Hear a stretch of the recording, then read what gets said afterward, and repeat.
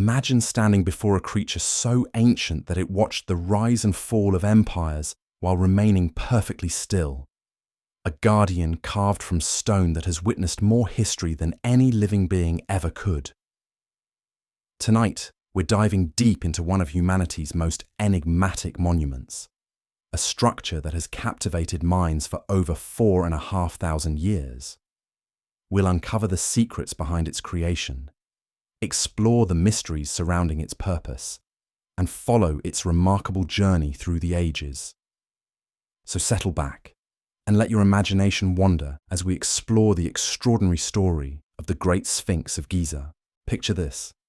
You're walking across the sandy plateau of Giza, the scorching Egyptian sun beating down on your shoulders. In ancient skyscrapers, the distance, 3 massive pyramids pierce the sky like. But as you approach, something else captures your attention. Lying majestically at the foot of these monuments is a colossal figure, part lion, part human. This is your first encounter with one of the, carved entirely from a single piece of limestone, shares an incredible 73 meters from nose to tail, roughly the length world's most recognizable landmarks, the Great Sphinx stret of a modern jumbo jet. Rising 20 meters into the air, it towers above visitors like a benevolent giant, its massive to ring dozens of people in their shadow. The face, weather paws extend forward, each one capable of shallowly eastward toward the rising sun, aimed by millennia of desert winds. Gazes turn the life-giving waters of the Nile River. But here's where our story takes a fascinating turn. This monument isn't just the work of human hands. Recent scientific discoveries suggest that nature itself played a crucial role in shaping what would become the Great Sphinx. Deep beneath the sands of Giza, long before any pharaoh walked the earth, powerful desert winds were sculpting the bedrock into something extraordinary. Scientists have uncovered evidence that the Sphinx began its existence as what geologists call a yardang, a natural rock formation created by centuries of wind erosion. These formations occur when relentless desert winds carve away at exposed bedrock, often creating shapes that bear an uncanny resemblance to animals. In controlled laboratory experiments, researchers have recreated the ancient Egyptian climate conditions, watching as flowing water, mimicking those ancient winds, carved clay and stone into cat-like figures sitting upright on their haunches. This revelation transforms our understanding of the Sphinx's origins. Rather than being created from scratch, it appears that ancient Egyptian sculptors recognized the potential in a natural formation that already resembled the sacred creatures of their mythology. They saw a lion in the stone, waiting to be brought to life. The timing of the Sphinx's creation places us squarely in ancient Egypt's Old Kingdom period, often called the Age of Pyramids. This was a golden era spanning from approximately 2700 to 2200 BCE, when Egyptian civilization reached unprecedented heights of architectural and artistic achievement. During this remarkable period, pharaohs wielded enormous power and commanded vast resources, enabling them to undertake construction projects that continue to astound us today. The pharaoh most likely responsible for commissioning the Great Sphinx was Khafre, a ruler of the 4th dynasty who governed around the 26th century BCE. Khafre reigned during a time of exceptional peace and prosperity, allowing him to focus on monumental building projects that would showcase Egyptian power and divine authority. He's also credited with constructing the second largest of Giza's 3 Great Pyramids, a tomb designed to ensure his successful journey into the afterlife. The face of the Sphinx is believed to bear Khafre's features, immortalizing the pharaoh in stone for all eternity. The sculpture wears the traditional royal headdress, originally painted in striking blue and gold stripes, with the sacred cobra at the forehead, symbolizing divine protection and royal authority. This wasn't merely a portrait, but a powerful statement of the pharaoh's connection to the gods themselves. Creating this monumental sculpture required an extraordinary feat of engineering and organization. The process began with workers digging a deep moat around the natural rock formation, both to expose more of the stone and to quarry material for other construction projects. The limestone blocks removed during this process weren't wasted. Instead, they were carefully transported and used to construct walls for an enclosure and a temple complex that would complement the great statue. The workforce required for such an undertaking would have been immense. Conservative estimates suggest that a team of 100 skilled workers could have completed the project in approximately 3 years. However, this number likely represents only the core group of master sculptors and engineers.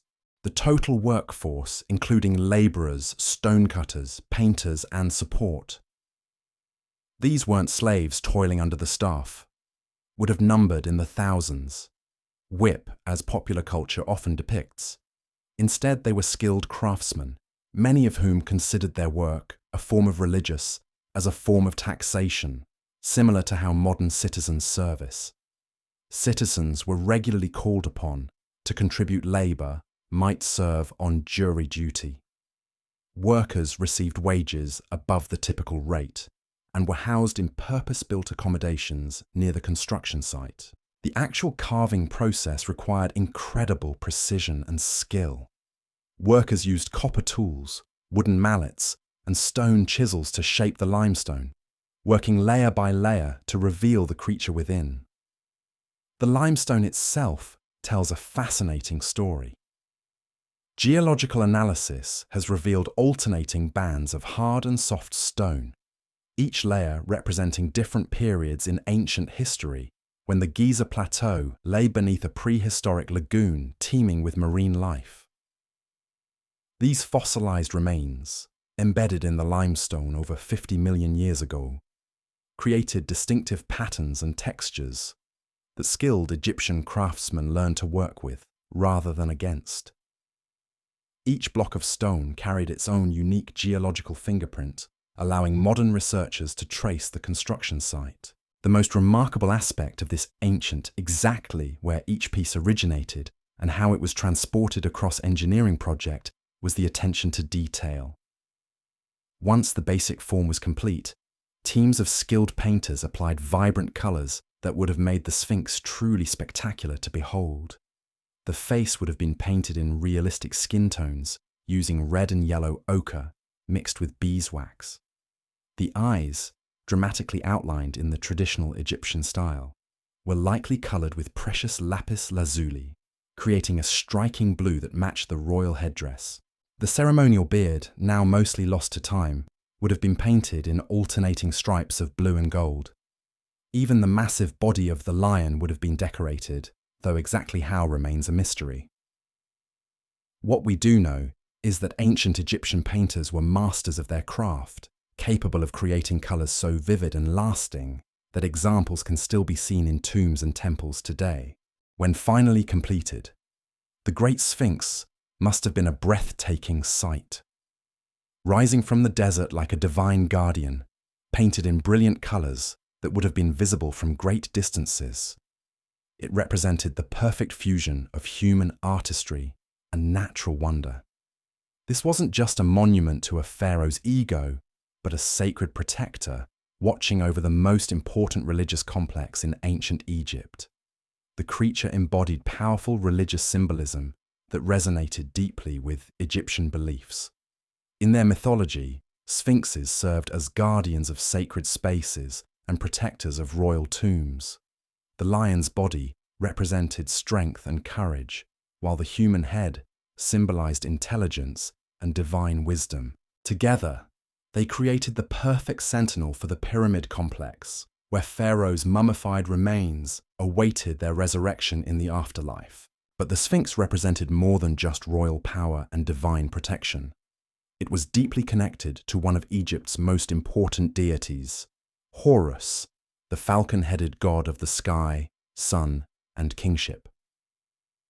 This connection would prove crucial to understanding the monument's enduring significance. Its gaze toward the rising sun wasn't accidental but deliberate, aligning the creature with the daily rebirth of Ra, the sun god, as he emerged from the underworld each dawn. For centuries after its completion, the Great Sphinx stood as a testament to Egyptian engineering prowess and religious devotion. But even the mightiest monuments face an relentless enemy: time itself. The desert that had helped shape the Sphinx would eventually threaten to reclaim it entirely. Sand, driven by endless winds, began to accumulate around the massive sculpture, slowly burying it grain by grain. By the time Egypt entered its New Kingdom period, roughly 1,000 years after the Sphinx's creation, the monument had become largely forgotten. The Great Pyramid complex, once the beating heart of Egyptian religious life, had been abandoned. Desert sands had swallowed the Sphinx almost completely, leaving only its head visible above the dunes, like a mysterious island in an ocean of sand. This is where our story takes a remarkable turn, one that reads almost like a fairy tale, but appears to be grounded in historical fact. Around 1400 BCE, a young prince named Thutmose was wandering through the desolate ruins of Giza. The future pharaoh, who would become Thutmose IV, was exploring the ancient site when the midday sun became too intense to bear. Seeking shade, he settled down to rest in the cool shadow cast by the Sphinx's partially buried head. As the prince dozed in the comfortable shade, he experienced what would become one of history's most famous dreams. According to the account he would later have carved in stone, the god Horus appeared to him in his sleep. The deity, speaking as the spirit of the Sphinx itself, made the young prince an extraordinary offer. If Thutmose would clear away the accumulated sand and restore the monument to its former glory, he would be rewarded with a secure claim to the throne of Egypt. Whether this dream actually occurred or was a clever piece of political propaganda designed to legitimize Thutmose's rule remains a matter of scholarly debate. Ancient Egyptian pharaohs were masterful at creating narratives that portrayed them as chosen by the gods. And this story certainly fits that pattern. Regardless of its literal truth, the dream became the catalyst for one of history's first great restoration projects. True to the divine command, Thutmose organized a massive excavation effort once he became pharaoh. Teams of workers armed with shovels and baskets descended upon the buried monument, carefully removing tons of accumulated sand. The project must have been backbreaking work, conducted under the scorching Egyptian sun, but gradually the magnificent creature emerged from its sandy tomb. As the restoration progressed, the true scale of the monument became apparent once again. Workers uncovered the massive pores, each one capable of sheltering dozens of people. They revealed the powerful leonine body, scarred by centuries of wind erosion, but still magnificent in its proportions. Most importantly, they restored the Sphinx to its role as guardian of the sacred pyramid complex. To commemorate this achievement and legitimize his divine mandate, Thutmose erected a pink granite stela between the Sphinx's front paws. This monument, known today as the Dream Stela, recorded the entire story of the pharaoh's vision and his subsequent restoration of the ancient guardian. The inscription served multiple purposes. It honored the gods, celebrated Thutmose's piety, and provided a permanent record of his connection to Egypt's glorious past. During this New Kingdom revival, the Sphinx acquired a new name that reflected its solar associations. It came to be known as Hor-em-Akhet, meaning Horus of the Horizon. This title emphasized the statue's connection to the sun god and its role as a guardian of the eastern horizon, where Ra was reborn each day. A temple was even constructed nearby and dedicated to this solar aspect of the monument. The restoration initiated by Thutmose IV sparked a renaissance of Sphinx construction throughout Egypt. Inspired by the majesty of the great original, subsequent pharaohs commissioned their own Sphinx statues, creating an entire tradition of these guardian creatures. Queen Hatshepsut, one of ancient Egypt's most successful female rulers, had her own Sphinx carved from pink granite, bearing her distinctive features and royal regalia. But none of these later creations could match the original's grandeur and mystery. The Great Sphinx of Giza remained unique, not just for its size, but for its perfect integration of natural formation and human artistry. It had survived the collapse of the Old Kingdom, endured centuries of burial, and emerged renewed to guard the pyramids for future generations. As Egypt's power waned and new civilizations rose to prominence, the Sphinx would attract attention from foreign visitors who marveled at its ancient majesty. The Greeks, renowned for their own artistic achievements, were nonetheless awestruck by this monument that predated their civilization by over 2 millennia. They gave it the name by which we know it today, likening it to their own mythological creature that combined human intelligence with animal strength. Greek travelers wrote detailed accounts of their visits to Giza, describing the Sphinx with a mixture of reverence and curiosity. They recognized it as a masterpiece of an earlier age, a testament to the sophistication of Egyptian civilization at its peak. These early from around the world journey to Egypt. Specifically, tourists established a tradition that continues today, as people's appeal transcended cultural boundaries and religious differences. Romans to witness this ancient wonder. The monument, following in the footsteps of the move to restore and preserve it. Recognizing its value as a connection, Greeks also made pilgrimages to see the Sphinx. They too were to humanity's distant past. Roman engineers cleared away accumulating sand once again, and even added architectural enhancements, including stairways that allowed visitors to approach the monument more easily. Through the Roman period, the Great Sphinx continued to captivate visitors from across the Mediterranean world. Roman writers documented their encounters with this ancient wonder, providing us with invaluable glimpses into how the monument appeared during the height of the empire. Pliny the Elder, the renowned Roman naturalist and author, described the Sphinx's reddish-coloured face and recorded its enormous measurements with the precision of a surveyor. His accounts speak of the profound silence that seemed to envelop visitors as they stood before the creature, as if the very presence of such antiquity demanded quiet contemplation. What strikes us most about these Roman descriptions is how they capture the spiritual atmosphere surrounding the monument. Even to these sophisticated citizens of the world's most powerful empire, the Sphinx represented something beyond mere human achievement. It embodied a connection to forces and wisdom that transcended ordinary understanding.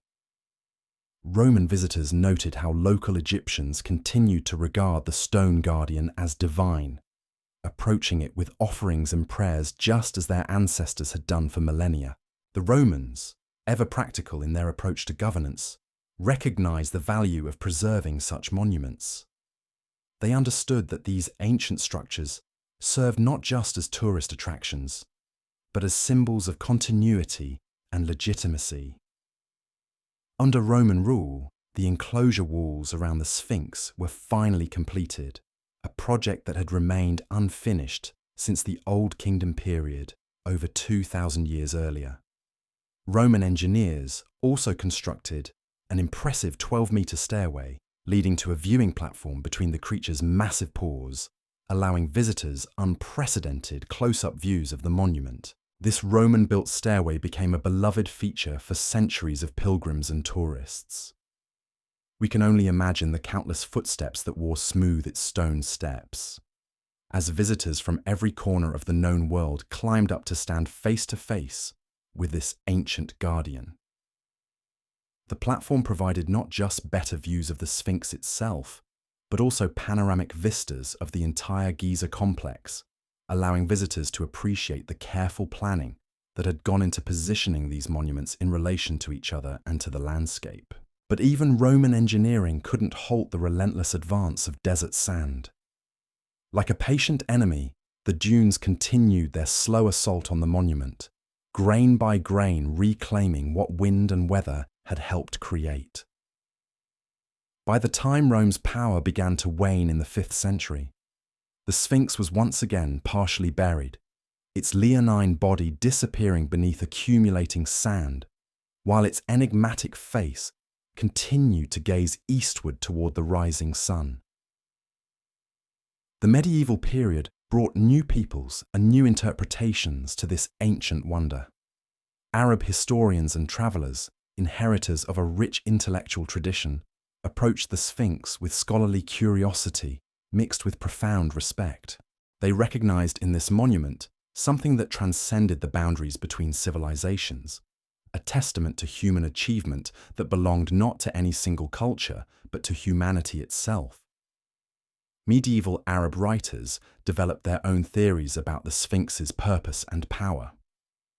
Some believed it served as a sacred talisman, protecting the entire region from harm. Others connected it to the annual flooding of the Nile River, suggesting that the monument somehow influenced or predicted this crucial event that determined Egypt's agricultural fortune. The flooding was literally a matter of life and death for Egyptian civilization, as it brought the fertile silt that made farming possible in an otherwise desert landscape. These medieval interpretations reveal something fascinating about the Sphinx's enduring appeal.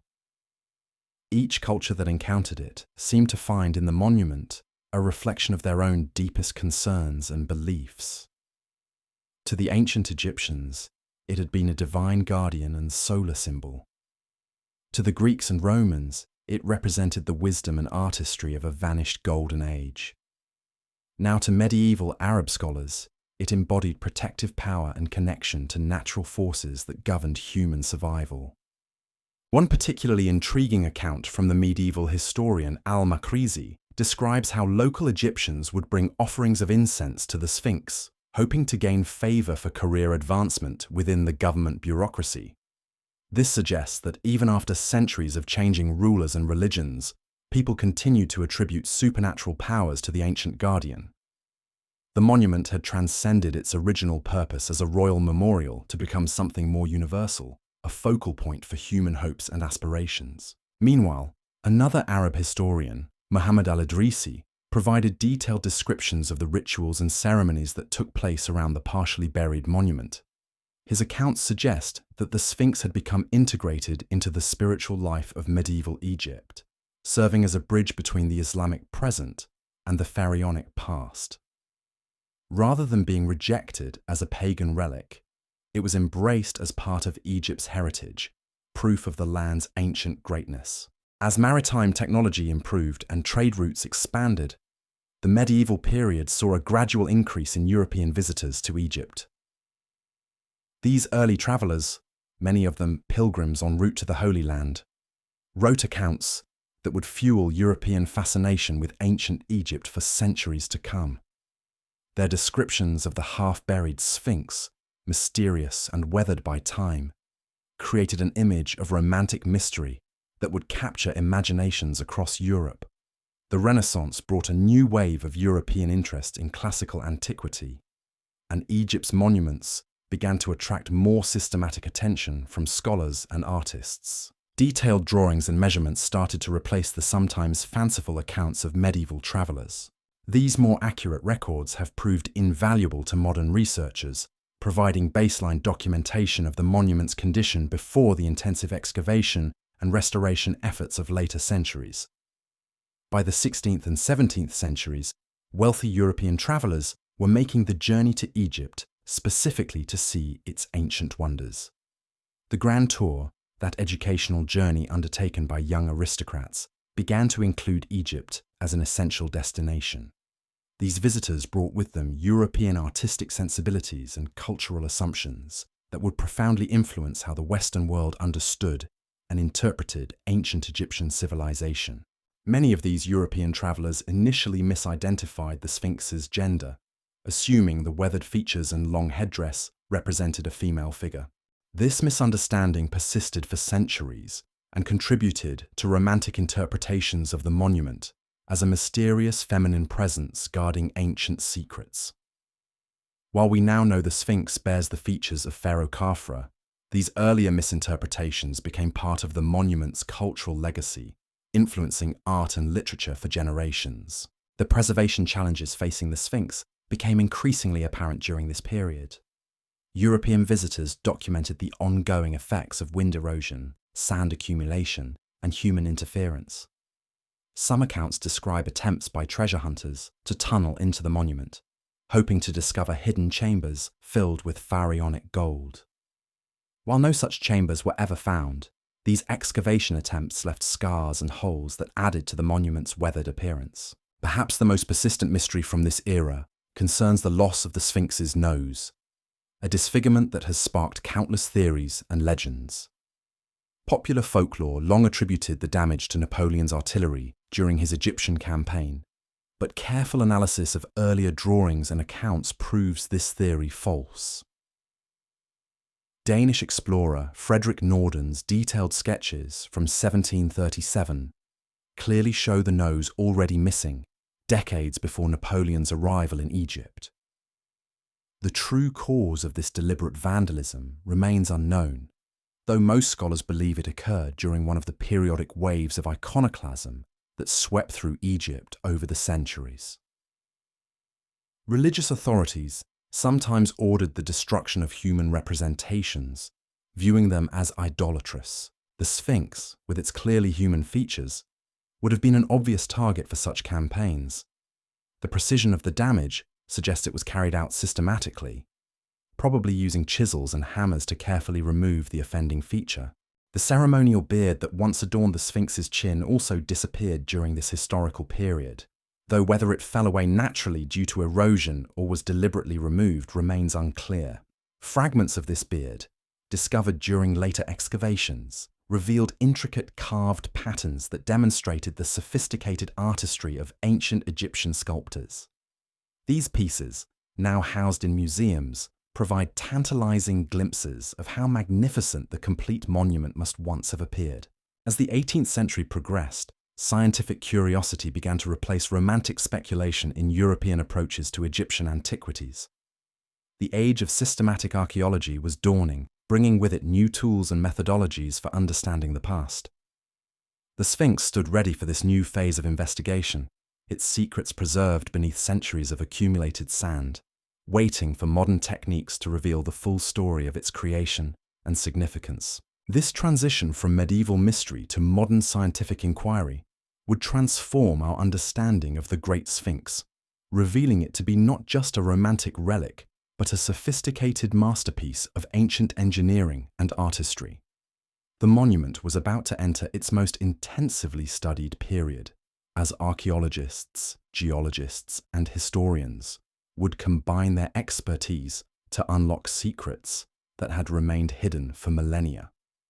The sleeping giant of Giza was preparing to tell its story to a world finally equipped with the tools to listen. The dawn of the 19th century marked a revolutionary moment in our understanding of this ancient monument.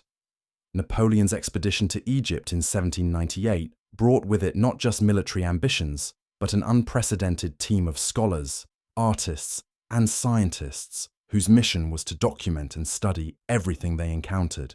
This scholarly invasion would transform the Sphinx from a romantic curiosity into a subject of rigorous academic investigation. Among Napoleon's team of savants were skilled draftsmen who created the most accurate depictions of the Sphinx that Europe had ever seen. Their detailed drawings revealed the true proportions and condition of the monument, dispelling many of the fanciful descriptions that had circulated for centuries. More importantly, these French scholars began to approach the Sphinx systematically, measuring, documenting, and analyzing rather than simply marveling. The work of these early Egyptologists laid the groundwork for what would become a golden age of archaeological discovery.